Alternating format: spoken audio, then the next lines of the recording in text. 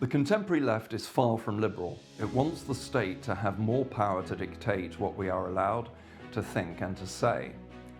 So why is it that many people, including prominent political commentators who claim to be pro-free speech, insist on referring to today's left as being liberal, sometimes even hyper-liberal?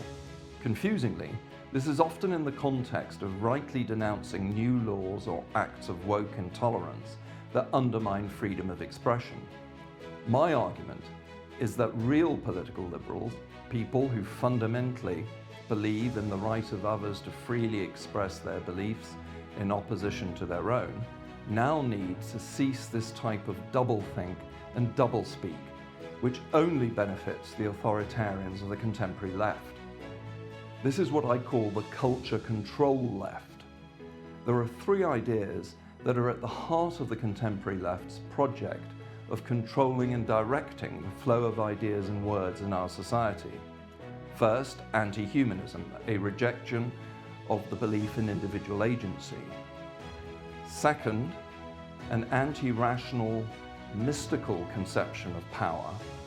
And thirdly, the assertion that language contains the seeds of social oppression. This is the reason it is profoundly inimical to authentic liberalism. The pluralistic principles that are the foundations of liberal democracy are now under attack in a way they have not been since the 19th century, when reactionary conservatives tried to stop the extension of the franchise, supported state censorship in the form of laws against blasphemy and sedition. A necessary condition in building a greater realization of the seriousness of the situation we are now in involves accurately identifying the challenge we face. Because the culture control left employs superficially liberal-sounding rhetoric, such as diversity, equality, inclusivity, and tolerance to justify their drive for ever greater speech regulation, many people do not fully appreciate the reality of the incremental drift towards authoritarianism that is now taking place. They can't see the wood for the trees. The words just cited, when deployed by the culture control left, mean the opposite of what broadly liberally minded people assume them to mean. We're heading for a society in which the latter-day left gets to dictate what issues we are allowed and not allowed to contest openly. Take this now infamous quote from the Labour MP Nadia Whittome in relation to the transgender issue. The very act of debate is an effective rollback of assumed equality and a foot in the door for doubt and hatred. In other words, the logic of her position is that the less discussion there is on the issue, the more social justice there will be for transgender people. In my opinion, this attitude is updated McCarthyism with new left characteristics.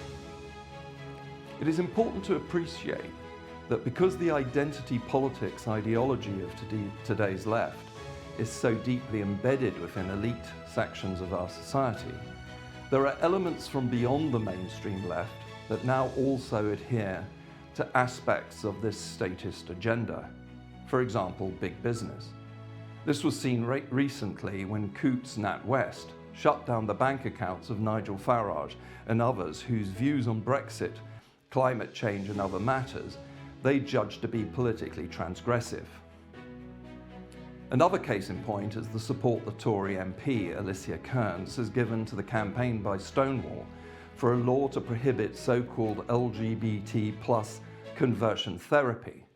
This would prohibit consenting adults and young people from discussing in private the downsides of highly intrusive medical surgery relating to the attempt to change sex.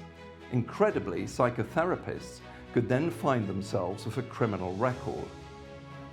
Then there is this government's online safety bill, which will help establish extensive state censorship and surveillance of the internet, something Hacked Off, the Media Reform Coalition, and other left-wing campaigns have been demanding. The culture control left should therefore be seen as a series of concentric circles stretching out to include some elements, even nominally, on the centre-right. However, at its bullseye, are the most ideologically advanced sections of the contemporary left. Three key ideas are crucial to understanding its thinking. These, I want to argue, explain why the left today is not only economically statist, but now politically illiberal as well. These ideas correspond to postmodernist perspectives that emerged initially within, as it was then called, the New Left, in France, America, and then Britain, from the late 1950s onwards. The adoption of these ideas was a product of the way in which many social democrats and Marxists turned away from a focus on economics towards, instead, a desire to control what we communicate and how we relate to each other within civil society. First is an anti-humanist starting point, namely, the view that human beings are not autonomous individuals with the capacity for agency. Rather, we are viewed as entities that are shaped by social forces. Humans are environmentally predetermined, and so we do not naturally live in a state of freedom. This is why the contemporary left believe the classical liberal Hayekian idea of a spontaneous order is a fiction. For them, all human interaction, including even private conversation, is inherently political. This approach has become fused with the identity politics paradigm that gained serious momentum in the 1980s and 90s, whereby individuals are assigned, through New Left theory, membership of different groups or sectionalities. As with pre-modern religious belief, human beings are seen as the bearers of roles within groupings, effectively little more than avatars, not as independent persons with the capacity for choice-making.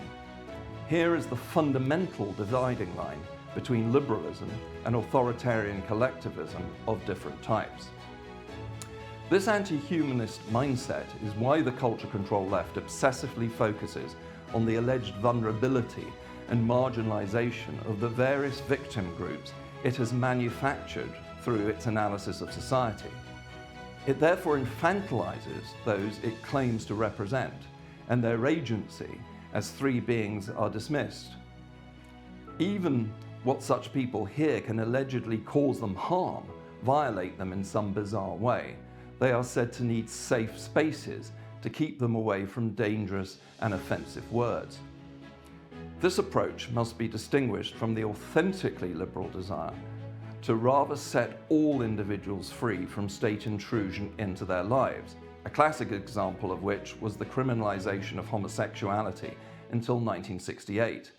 Today, instead, the left uses the fiction of group-based oppression in an age of legal equality to give government license to discriminate in favor of those persons and, conversely, to discriminate against others said to enjoy privilege. This primitive tribalism, reminiscent of fascism, has absolutely nothing to do with the enhancing of liberty of the individual. Identity politics is really an ideological ploy to massively extend the reach of the state into every aspect of our lives. Group-based oppression is the legitimizing narrative. Second is the non-liberal assumption, which naturally flows from the above point, that all human relations are characterized by the desire to exert dominance over others. As a result of this Nietzsche-like perspective, society is seen as being divided up into a series of power structures. From this comes the culture control left's assertion that entire institutions, such as the police, are institutionally and structurally racist, hence critical race theory, which states that Western societies are, in their entirety, racist. Therefore, examples of racist behavior are not thought to be reflections of the beliefs and prejudices of particular individuals. White people are attributed with possessing a collective state of mind that flows automatically from the pigment of skin. Hence the unprovable claim of the existence of unconscious bias. This is a manifestation of neo-racist thinking. The whole ideological edifice today's left depends upon a highly irrational understanding of the concept of power. By contrast, for liberals, this relates to empirically observable actions carried out by specific persons. For the left, what constitutes power, and thus oppression, can simply be conjured up out of thin air, as with claims of witchcraft in the medieval period, mere assertions with no hard evidence required to substantiate them. This may help to explain, in part, the culture control left's desire to suppress, like the established church in relation to Galileo, any intellectual challenge to its faith-based, fantastical contentions. The third postmodern derived idea is the belief, articulated most famously by the philosopher Michel Foucault, that there exist dominant ideologies that shape what we assume to be truth. He argued that these narratives sustain the privileged position of the powerful. The culture control left today contend that there are ideologies at play that are responsible for imposing and sustaining sexism, racism, homophobia, transphobia, Islamophobia, climate change denial, among other identified evils. Communication has, as a result, become seen by the left as the commanding heights of the society. To restructure society, therefore, it needs to erase those beliefs it has identified as the cause of social injustice. Speech prohibition for them is thus a tool for liberation. Thus, within its ideology is an inherently totalitarian, culture year zero logic, which, if taken to its logical conclusion, would make sustaining liberal democracy impossible.